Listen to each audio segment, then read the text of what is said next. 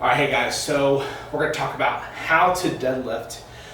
We're kind of at the pinnacle of the course, so thank you guys for being so patient and getting ready to embrace all things deadlift. But we're going to talk about how to deadlift, and when I do this, I'm going to maybe go back and forth a couple times on certain things, but overall, I'm trying to give you a good grasp on how to do the conventional deadlift and then the sumo deadlift. Now, obviously the biggest difference is stance. Conventional, feet underneath the hips, toes forward. You don't really want to do conventional toes out like this, because what happens is where your toes go, that influences your knee joint.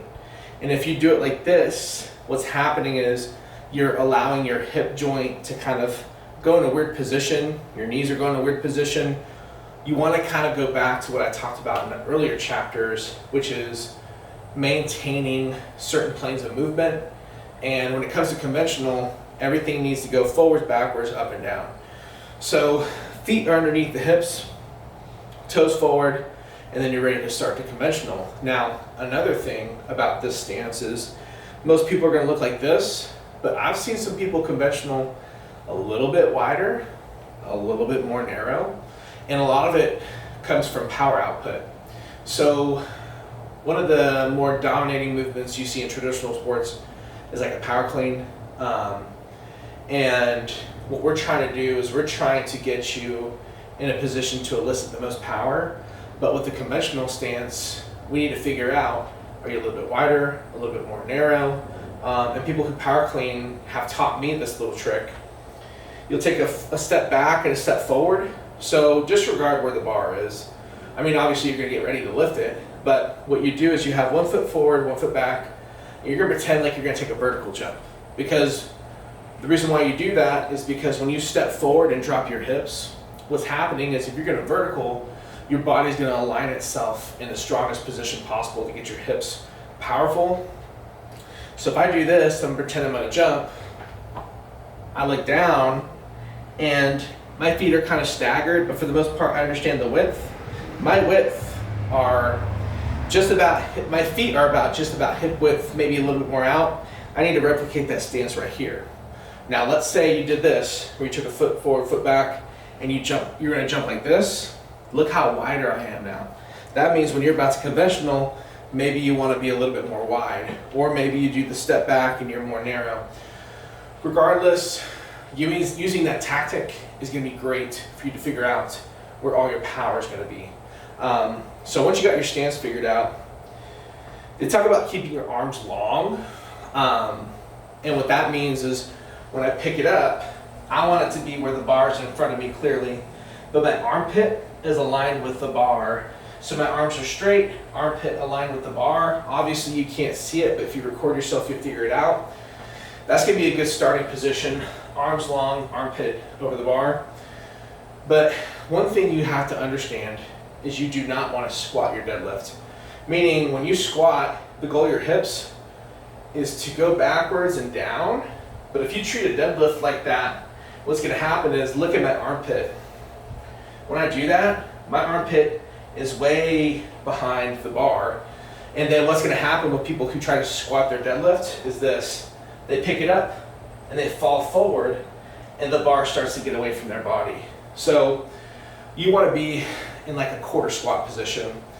Biggest thing I would recommend for people is face forward, chest forward. You want to see like the logo of your shirt and come down and get ready, okay?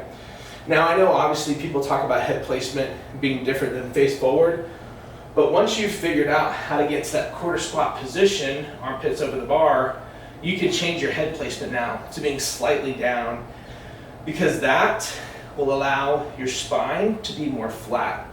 So look at my arm. If I look up, you see how the curve exists right there? That curve can exist in your spine when you deadlift. So looking down a little bit is going to be a good tool. So from here, you're going to pick up the bar. And what I teach people is they get to their sticking point and they're struggling, look up, and that can influence your spine to be more tall. And maybe you fight through that sticking point. But We talked about stance, armpit over the bar, arms long, quarter squat position, slightly looking down. Now we need to figure out what's your grip gonna be. Now, you do have a ton of different grips you can use. Overhand, mixed, hook. I'm not trying to make it complicated. If you wanna research those and figure out what's best, I mostly tell people I would love for them to do the overhand, but preferably, based on my bias, a mixed grip. Because what happens is, when you mix grip, if you lose the bar here, this one catches it, so it's more secure. But what's gonna happen is, you're going to potentially build a imbalance, like in your lats and traps, where one lat is more flat, one might be more rounded because you deadlift more this way. So maybe in the off season, like we talked about, trap bar, neutral grip might help with that imbalance. Maybe overhand your RDLs, try to keep it simple, and then hit the mixed grip only when the weight starts to get super heavy near the end of a peak. But besides all those things, the next big thing is pulling the slack. I don't really pull the slack. I'm the kind of guy who grips and rips, which means I step back, I grab it, and then I go. I just love that. That's just kind of a part of my personality. So you might be that person too, but if you're someone who's impressionable and new, we're gonna talk about pulling the slack. And what that means is, before you deadlift, imagine you're picking up the bar before you pick it up. So what that looks like is, maybe you're tugging at it so much with your arms, like see how it came off the floor? I imagine when I deadlift, that when I drop my hips into the quarter squat and get ready, I'm pulling tension in the bar, and it's almost like I'm lifting it.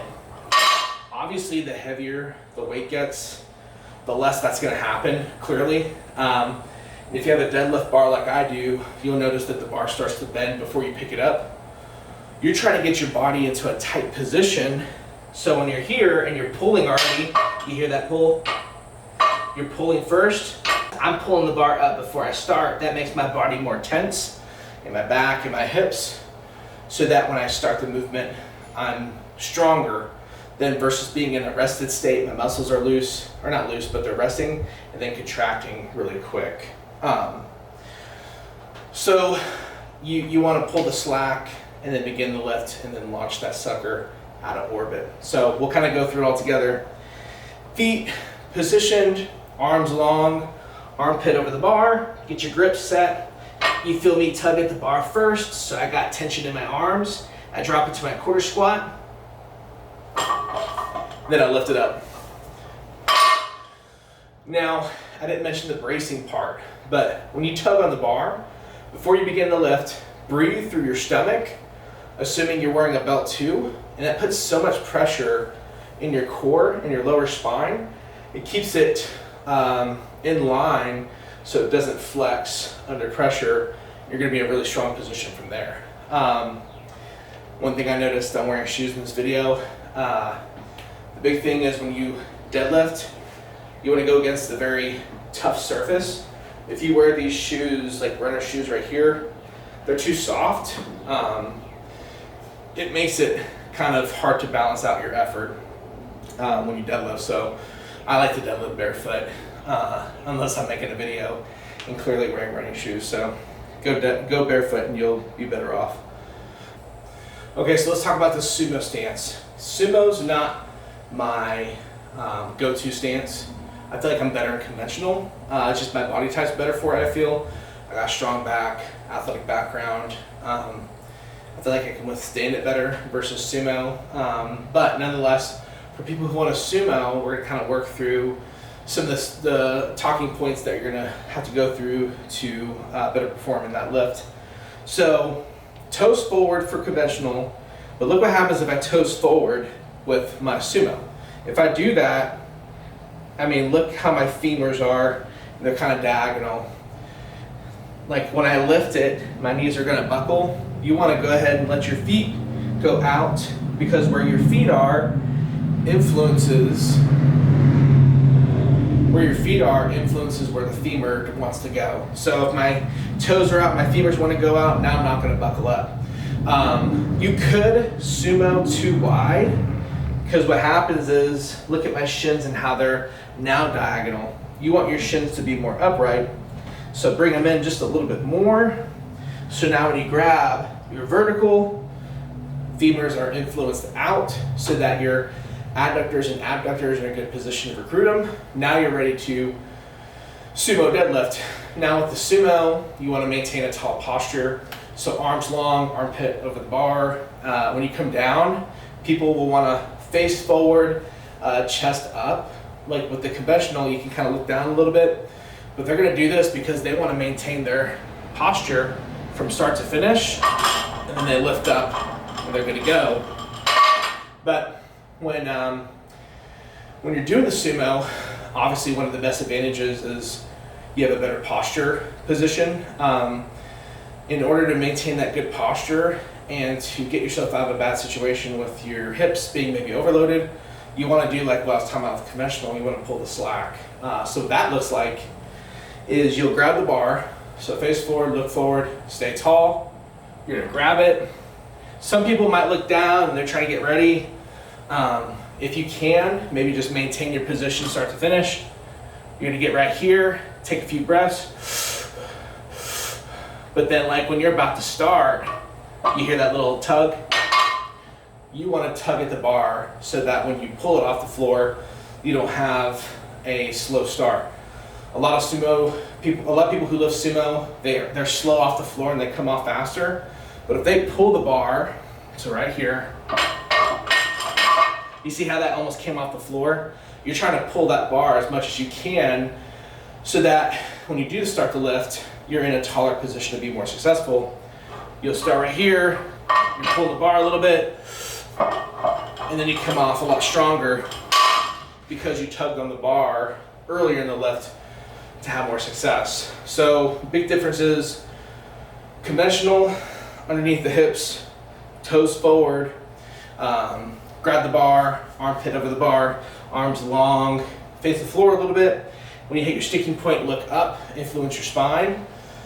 Sumo, toes go out.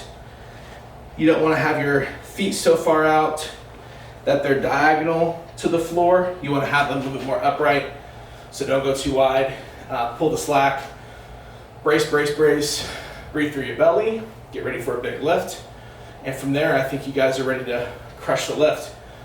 I'm sure there's a lot more advanced tactics we could discuss, but this course is, to build awareness on the deadlift and how to improve on the deadlift and kind of get a good starting point. If you want more tools or you want to send video over and get more help, feel free, jlucero@harvestingstrength.com. We'll help you out. You don't have to be a client for us to help you.